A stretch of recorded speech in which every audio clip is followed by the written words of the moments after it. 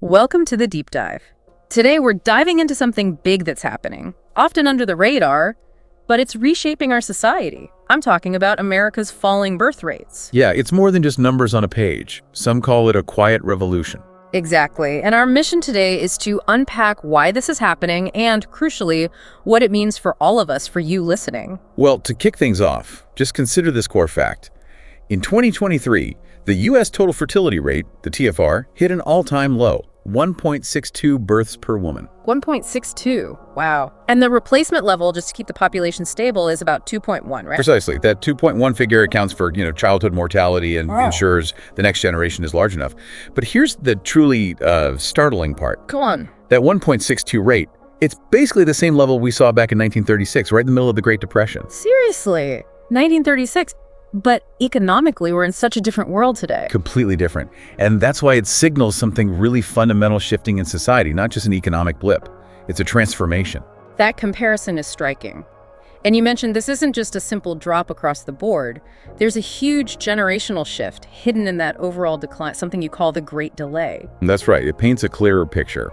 If you look at births to younger women, say under 20, they've plummeted since 1990. We're talking a 73% decrease. 73%, that's massive. And it continues for slightly older groups, too. It does. For women aged 20-24, births are down 44%. For those 25-29, down 23%. So younger women are having far fewer children than they used to. But the story flips for older women. Exactly the opposite trend. Births to women 30-34, up 24% since 1990. For the 35-39 group, it's a huge jump, 90% increase. 90%. And get this, for women aged 40 and over, births have soared by an incredible 193%. It's pushed the average age for a first birth up to 27 and a half now.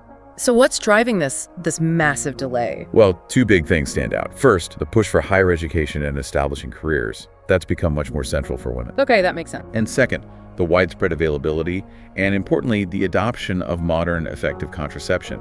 It gives women couples much more control, more agency over their life path, and when or if they start a family. It's fundamentally changed family planning. So those are the individual choices: education, career, contraception. But are there bigger, maybe less obvious forces at play? You've mentioned unseen forces. Absolutely. The cost of living crisis is huge, particularly childcare. It's just skyrocketing in many places. It acts as a real practical deterrent. To the point where simple financial incentives don't really cut it? Right. Some experts estimate that even a, say, $5,000 baby bonus wouldn't significantly budge fertility rates. It sounds like a lot, but it barely makes a dent in the long-term costs of raising a child today. Interesting. But regulations could matter. Yes. There's some analysis suggesting that less restrictive childcare regulations, maybe making it easier or cheaper to run facilities, could potentially boost the TFR by maybe up to 13%. That's quite significant. And there's another factor emerging too, right? Something more Yeah. existential. Yes. Though the evidence is still developing, we're seeing signs that anxieties about climate change might also be factoring into people's decisions about having children. It adds this whole emotional, maybe even ethical layer to the decision. Okay, so we have individual choices, economic pressures, maybe even climate anxiety. It paints a complex picture. So the big question, what does it all mean? This domino effect of fewer babies. How does it ripple outwards? It ripples out significantly. We're heading towards what demographers call the inverted pyramid. Think about it. Traditionally, you have a wide base of young, working people supporting a smaller group of older, retired people. The classic population pyramid. Exactly. But with low birth rates, fewer young people, and people living longer, that pyramid starts to flip. A smaller base supporting a much larger top. And that creates strain. Immense strain. Look at the global aid dependency ratio. That's the number of working age folks per retiree. Today, it's around 6.5 globally. Projections. It could drop to just 3.9 by 2050. Wow, from 6.5 to 3.9. That's nearly halving the support structure. Think about the pressure on Social Security, on Medicare, on healthcare systems generally.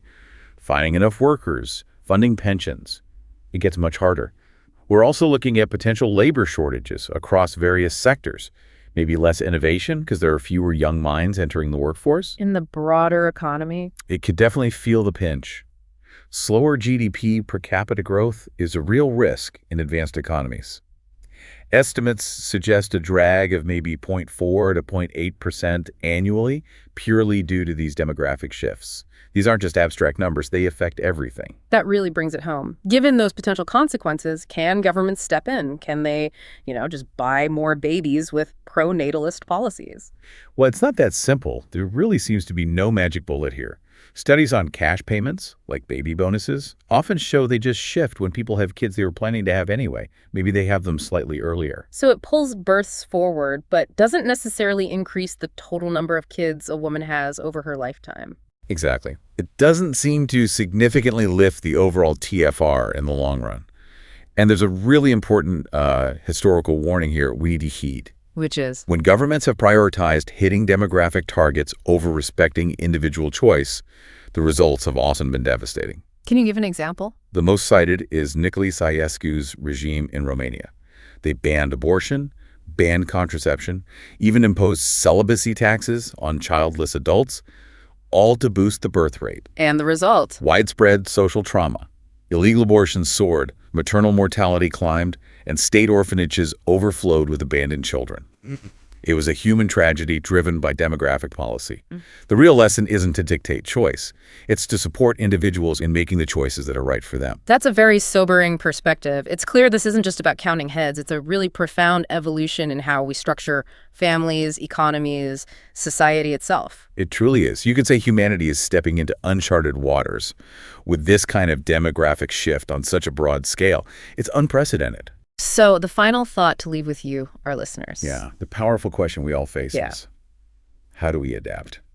How do our societies ensure well-being, support people, and thrive when individual reproductive freedom leads to these evolving and sometimes challenging population structures? That's the conversation we need to be having.